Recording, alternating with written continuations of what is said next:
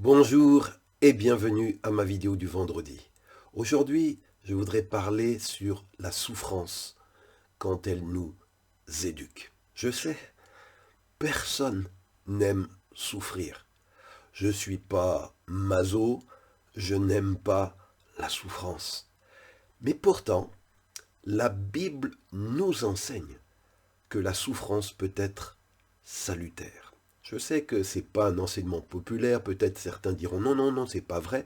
Alors avant de dire que c'est pas vrai, écoutez bien ce qui est écrit dans la parole de Dieu que nous allons méditer aujourd'hui. Dans le psaume 119, celui qui a écrit le psaume 119, voici ce qu'il écrit au verset 75. Seigneur, je le sais, tes décisions sont justes et tu as bien fait de me laisser souffrir. C'est le psaume 119, verset 75 dans la traduction Parole de vie. Cette personne qui est un croyant, qui appelle Dieu Seigneur, dit que tu as bien fait Seigneur de me laisser souffrir. Étonnant. Et si vous regardez au verset 71, on va comprendre pourquoi il dit ceci. Et je lis donc psaume 119, verset 71. Pour moi, dit l'auteur de ce psaume, la souffrance a été une bonne chose. Elle m'a appris ce que tu voulais. Pour moi, la souffrance a été une bonne chose. Elle m'a appris ce que tu voulais. Bien-aimé, il faut savoir apprendre les leçons que la souffrance veut nous enseigner. La souffrance peut être un bon enseignant si on a un cœur qui écoute. Dans ma propre vie, dans ma vie de couple, dans ma vie de parent, dans ma vie de pasteur, dans la gestion de mon argent, j'ai beaucoup appris aussi par les choses que j'ai souffertes. Aujourd'hui, je suis plus sage, plus avisé, plus prudent à cause de ces souffrances. Et du coup, aujourd'hui, à cause de ce que j'ai appris dans la souffrance, par la souffrance, eh bien, je connais moins de galères, plus de bonheur, car les leçons apprises m'évitent de retomber dans les mêmes ornières. Alors, je ne vous souhaite pas de souffrir, mais quand Dieu permet une souffrance, c'est peut-être aussi qu'il veut vous enseigner une leçon qui plus tard portera de bons fruits et vous amènera vers plus de bonheur, plus de sagesse et plus de paix.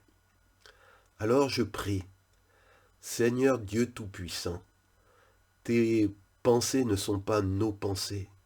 Nous, on ne voit pas les intérêts de la souffrance, on ne comprend pas pourquoi tu permets parfois que tes enfants souffrent, mais nous entendons ce que dit ce croyant qui nous a précédés, où il disait, Seigneur, tu as bien fait de me laisser souffrir, parce que la souffrance a été pour moi une bonne chose, elle m'a appris ce que tu voulais.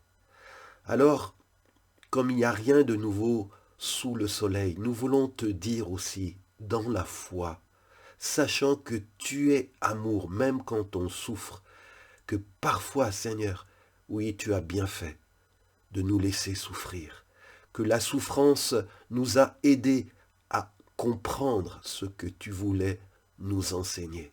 Et je prie pour mon frère, ma sœur, si Seigneur, il y a quelque chose sur lequel tu veux attirer son attention, je prie Seigneur que dans sa souffrance, les oreilles de son cœur puissent s'ouvrir pour demander à Dieu, Dieu, y a-t-il quelque chose que tu veux me dire au travers de ce que je vis en ce moment? Y a-t-il une leçon à tirer des galères, des difficultés que je traverse aujourd'hui?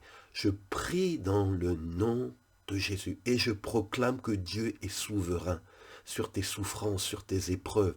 Je proclame cette promesse que Dieu fait concourir toutes choses au bien de ceux qui aiment Dieu, y compris nos souffrances. Bien-aimés, Dieu aussi, il donne avec l'épreuve les moyens d'en sortir. Garde espoir. Après l'orage viendra le soleil. Soyez bénis et si cette vidéo, ces vidéos du vendredi, vraiment vous encouragent, vous êtes nombreux à me dire combien elles vous font du bien, elles vous consolent, elles vous fortifient, eh bien je vous le demande, s'il vous plaît, au nom de Jésus, comme un ministère, faites connaître ces vidéos du vendredi autour de vous. Et je vous dis à vendredi prochain. Soyez bénis.